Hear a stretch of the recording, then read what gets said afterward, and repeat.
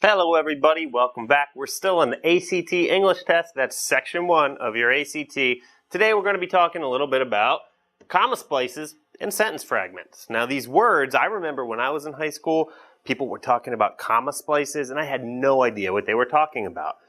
Now it turns out I could recognize a comma splice, and I bet you a lot of you can recognize them too. And I could recognize a sentence fragment, just like I bet a lot of you could. So these may seem like fancy or confusing terms. We're going to try to explain them and just kind of get you familiar with them so at least you're able to recognize them and deal with them on the test. You don't have to call them comma splices and you don't have to call them sentence fragments. Comma splices can also be called run-on sentences. Sentence fragments are just not sentences. They're missing a verb.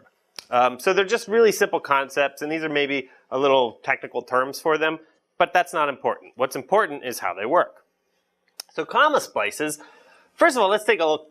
The word splice, what does that mean? Well, splice means when you take two pieces of rope and you cut them open and then you wind them back together, so now you have one long piece of rope. So a splice is basically joining two things together that used to be separate. Now that's exactly what a comma splice does. A comma splice takes two sentences and tries to join them together with just a comma. So whenever two clauses are joined with a comma, but each one could be a separate sentence. So we have two sentences basically. Two complete sentences, could be a capital and a period at the end of each one, but instead you just join them with a comma. Now, what's the problem with that? Simple, you're just not allowed. You can't do that with commas. What else can you do? Well, you can do a lot of stuff we'll talk about. You can put a semicolon in there. You can put a conjunction in there. But in general, you can't simply put two independent clauses together with a comma. Remember, independent clauses are just clauses that could stand alone as a sentence. So let's take a look. He likes corn. He eats it every day. Now, even though they're really short and there's not a lot of information there, each one of these clauses, remember, a clause is just something with a subject and a verb. Each one of these clauses could be a full sentence, all by itself. He likes corn, period. Good sentence. If I capitalize this, I say, he eats it every day. That could be a full sentence. Because of that, this is a comma splice. Because of that, this is an error. So this sentence is wrong because I can't use a corn to just put these two sentences together. Mars looks red from Earth. This is because of the iron in its crust. Same thing. Mars looks red from Earth, period.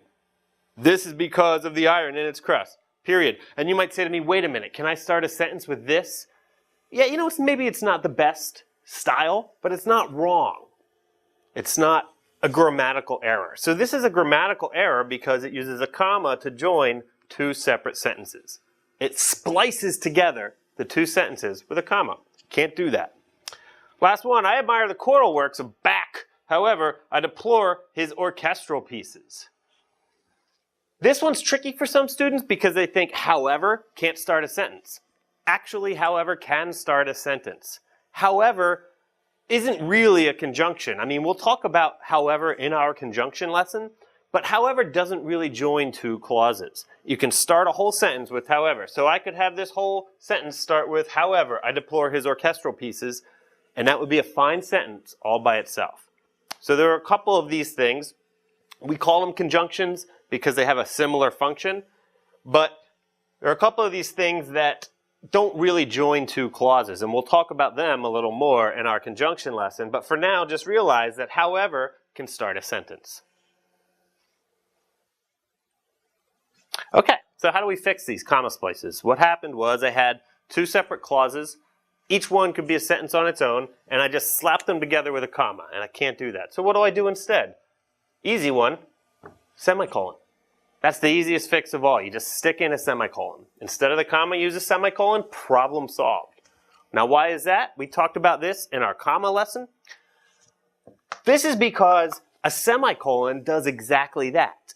It joins two clauses that could be sentences all by themselves. Whenever you have two things that could be sentences, but you want to put them in the same sentence, semicolon's your answer. It's the easiest way to do it. All you do, it's the tiniest little bit of work. You just put this dot up there, the comma becomes a semicolon. So that's the first way. It's easy. Whenever you see a semicolon, if you're being tested on a semicolon and you wonder, does it work? Ask yourself, is each one of these things a good sentence?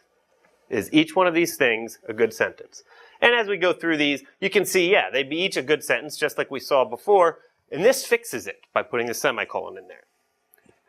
Another way to fix it is to use a linking word, which is usually, not always, a conjunction. So look, the easiest one is and. He likes corn and eats it every day. Mars looks red from Earth because of the iron in its crust. Notice what I did here. There was a linking word already. I just got rid of the subject and verb. And suddenly the linking word is linking this phrase. It's no longer a clause because there's no verb anymore. It's linking this phrase to the main clause. I admire the choral works of Bach, although I deplore his orchestral pieces. So again, this although does the same work up here that and does. It changes the meaning a little bit. But you can join two clauses that could be sentences otherwise with a conjunction. You can join it with a semicolon, or you can use a dependent pronoun. Dependent pronoun, we talked a lot about in our pronoun lessons, might be who, that, which, sometimes where, sometimes what. And we'll see how this works. Tim's favorite sport is soccer. He is very good at it. Okay, clear, comma place. We got two sentences. They're completely separate. They could be sentences all by themselves. Tim's favorite sport is soccer, which he is very good at. Notice I stuck this which in here. Suddenly, instead of two separate clauses, I have one main clause and one clause that kind of hangs on it. You know, it kind of describes it. So this main clause is always called an independent clause because it can be independent. It can stand all by itself. And this one's called the dependent clause because it's dependent on this one. I can't just have this, which he is very good at. That wouldn't be a good sentence by itself, right? If I just started a sentence and you pick up a book and the first line in the book is, which he is very good at. That would not be a good sentence because it needs an independent clause to hang from. So using these dependent pronouns, which, who, that, can fix the comma splice by making one clause into a dependent clause. Truman Capote was a famous author. He wrote the true crime novel In Cold Blood. Okay, same thing. We have a comma splice. Two sentences. We put them together with a comma. I know there's no capital here, but otherwise we got two sentences. Here's how we fix it. Truman Capote was a famous author who wrote the true crime novel In Cold Blood. Again, notice what we did. We dropped the comma, we put in a dependent pronoun, fixes it right up.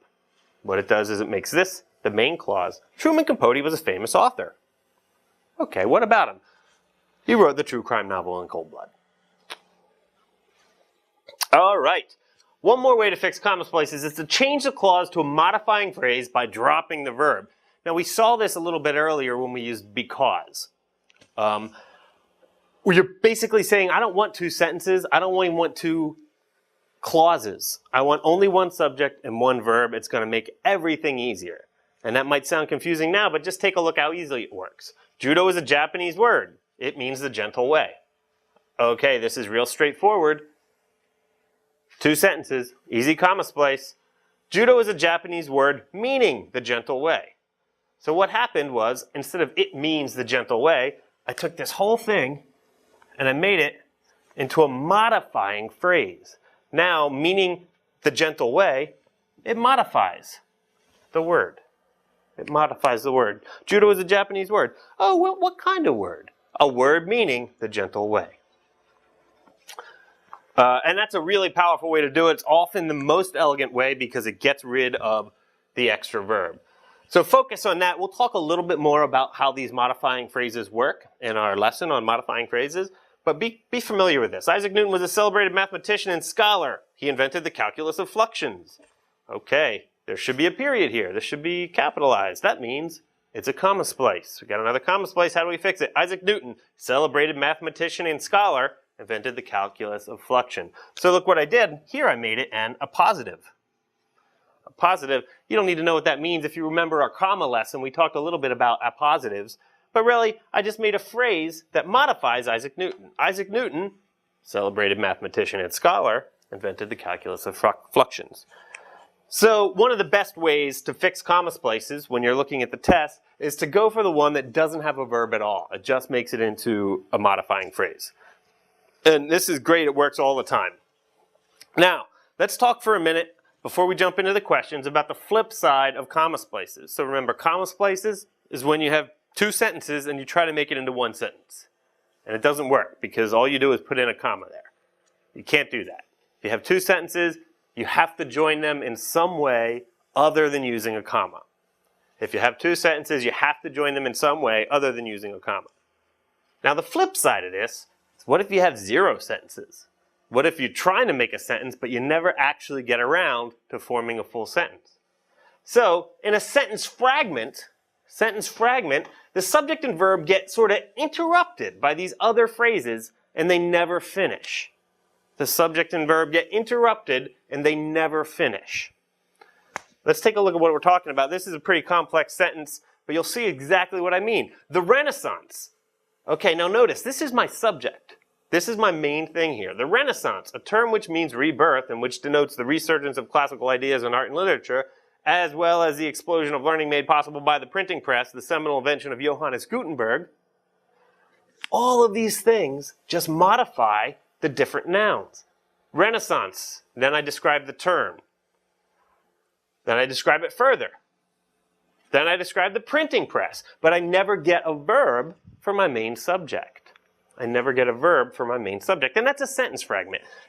The test makers, when they do this, they're trying to trick you. They're trying to make you forget that you know what the subject is.